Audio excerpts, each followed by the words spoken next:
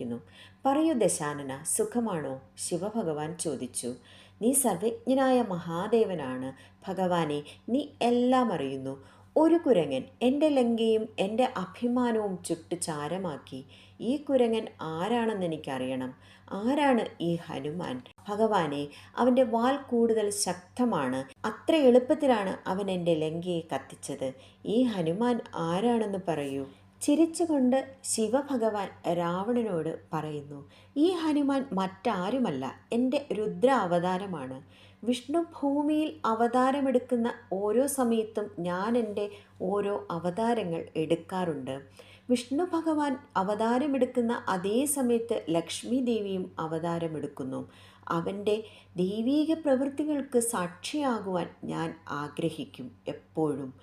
പിന്നെ എൻ്റെ തീരുമാനം ഞാൻ പാർവതി ദേവിയോട് പറഞ്ഞപ്പോൾ ദേവിയും എൻ്റെ കൂടെ തന്നെ